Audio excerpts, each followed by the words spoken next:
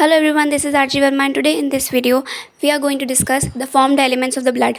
So without any delay, let's start. Formed elements की starting कुछ ऐसी दे रखी है एनसीईआरटी के अंदर कि ब्लड का 45% जो होते हैं वो फॉर्म्ड एलिमेंट्स ही बना रहे होते हैं। फॉर्म्ड एलिमेंट्स के अंदर red blood cells, white blood cells और प्लेटलेट्स आती हैं। रेड ब्लड सेल्स का नाम एरिथ्रोसाइट्स भी होता है, वाइट ब्लड सेल्स को हम ल्यूकोसाइट्स भी बोलते हैं और प्लेटलेट्स को हम थ्रोम्बोसाइट्स भी बोल सकते हैं। पहले मैं एरिथ्रोसाइट्स के बारे में बताना शुरू करती हूँ। इनका जो नाम है रेड ब्लड सेल्स, ये रेड कलर के होते हैं।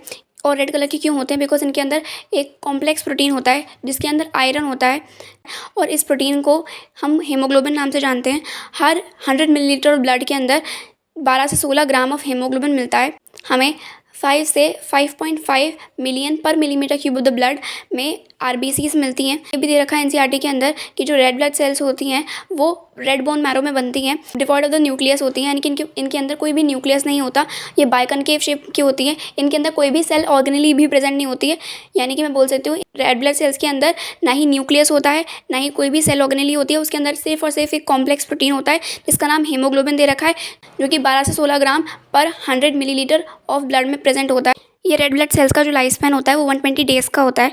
आफ्टर 120 डेज़ इनको स्प्लीन के अंदर डिस्ट्रॉय कर दिया जाता है और इसी वजह से स्प्लीन को ग्रेवयार्ड ऑफ द आरबीसीज भी बोला जाता है। ये जो हीमोग्लोबिन कॉम्प्लेक्स प्रोटीन है ये गैसियस एक्सचेंज के लिए बहुत ज़्यादा हेल्पफुल रहता है आरबीसीज के अंदर।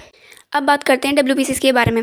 डब्ल्यूबीसीज का दूसरा नाम एनसीईआरटी के अकॉर्डिंग ल्यूकोसाइट्स भी दे रखा है। तो ल्यूकोसाइट्स जो होते हैं ये वाइट कलर के इसलिए होते हैं बिकॉज इनके अंदर कोई पिगमेंट ही प्रेजेंट नहीं होता, ठीक है। और ये सबसे कम नंबर में प्रेजेंट होते हैं। अगर हम सारे के सारे फॉर्म्ड एलिमेंट्स को कंपेयर करेंगे तो सबसे कम अमाउंट में जो मिलते हैं वो डब्ल्यूबीसीज ही होते हैं। सबसे ज़्यादा अमाउंट में मिलते हैं वो आरबीसीज होते हैं। इसका नंबर जो होता है डब्ल्यूबीसीज का वो 6000 से 8000 पर millimetre cube of the blood का होता है। ये जो होते हैं वो डिफेंस मैकेनिज्म के लिए काम करते हैं। डब्ल्यूबीसीज के अंदर ग्रेन्यूल्स हैं या नहीं हैं, इस बेसिस पे उनको दो हिस्सों में डिवाइड किया गया है। अगर ग्रेन्यूल्स हैं तो ग्रेनुलोसाइट्स, अगर ग्रेन्यूल्स नहीं है तो एग्रेनुलोसाइट्स। ग्रेनुलोसाइट्स जो हैं उसकी एक ट्रिक बता देते। बेन 10 जो कार्टून आता था उसके हिसाब से याद कर लो। ये मैंने गर्मा मैम से सीखी थी ट्रिक। तो बेन 10 से बेन आ जाएगा, ई बी से बेसोफिल्स, ई से इओसिनोफिल, एन से न्यूट्रोफिल्स। ये सारे के सारे ग्रेनुलोसाइट्स के एग्जाम्पल में हैं और बाकी के बचे हुए दो यानी कि मोनोसाइट्स और लिम्फोसाइट्स वो ग्रेनुलोसाइट्स के अंदर आ जाएंगे, यानी कि उनके अंदर कोई भी ग्रेन्यूल्स नहीं होते, ठीक है। उसके बाद अब आते हैं इनकी अबंडेंस के ऊपर। सबसे ज़्यादा अमाउंट में न्यूट्रोफिल्स होती हैं, देन लिम्फोसाइट्स होती हैं, देन मोनोसाइट्स होते हैं, देन इओसिनोफिल्स होते हैं एंड देन बेसोफिल्स होते हैं। न्यूट्रोफिल्स की अबंडेंस जो होती है वो एनसीईआरटी के अकॉर्डिंग 60 से 65% ऑफ द डब्ल्यूबीसीज बताई हुई है। लिम्फोसाइट्स की जो अबंडेंस है वो 20 से 25% बताई हुई है। मोनोसाइट्स की अगर अबंडेंस के बारे में बात करते हैं तो वो 6 से 8% की अबंडेंस में बताया हुआ है। इओसिनोफिल्स 2 से 3 बताया हुआ है और लास्ट बेसोफिल्स जो दे रखा है वो 0.5 से 1% की अबंडेंस में बताया हुआ है।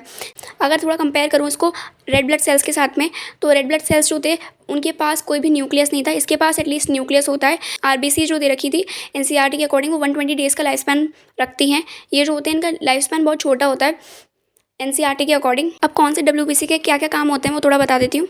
इओसिनोफिल्स एलर्जिक रिएक्शन के अंडर में काम करते हैं। जो न्यूट्रोफिल्स होते हैं और जो मोनोसाइट्स होते हैं वो फैगोसाइटिक सेल्स हैं। अगर उनको बॉडी के अंदर कोई भी फॉरेन पार्टिकल दिखता है तो वो उसे पकड़ के खा जाते हैं। दूसरा चीज़ दे रखी है लिम्फोसाइट्स जो होते हैं वो दो तरीके के होते हैं, एक बी लिम्फोसाइट्स होते हैं, एक टी लिम्फोसाइट्स होते हैं।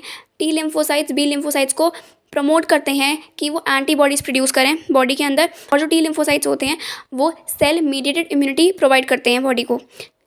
बेसोफिल्स जो होते हैं वो हिस्टामिन, सेरोटोनिन और हेपारिन रिलीज़ करते हैं और इन्फ्लेमेटरी रिएक्शन के अंदर इन्वॉल्वमेंट रखते हैं। अब बात करते हैं प्लेटलेट्स के बारे में। प्लेटलेट्स और थ्रोम्बोसाइट्स 1.5 लाख से 3.5 लाख पर millimetre cube of the blood की अबंडेंस रखते हैं। बोन मैरो के अंदर कुछ स्पेशलाइज सेल्स होते हैं जिनका नाम है मेगाकैरियोसाइट्स। उनके सेल फ्रेगमेंट्स से प्लेटलेट्स या फिर थ्रोम्बोसाइट्स बनते हैं। प्लेटलेट्स होते हैं वो क्लॉटिंग मैकेनिज्म के अंदर पार्टिसिपेशन रखते हैं। अगर बॉडी के अंदर से प्लेटलेट्स का अमाउंट कम हो जाता है तो एक कंडीशन बनती है जिसको थ्रोम्बोसाइटोपिनिया बोलते हैं, और अगर कहीं पे भी ब्लीडिंग होना शुरू होती है तो उसका क्लॉट बनना बहुत मुश्किल होता है। So this was all about this video. Thank you.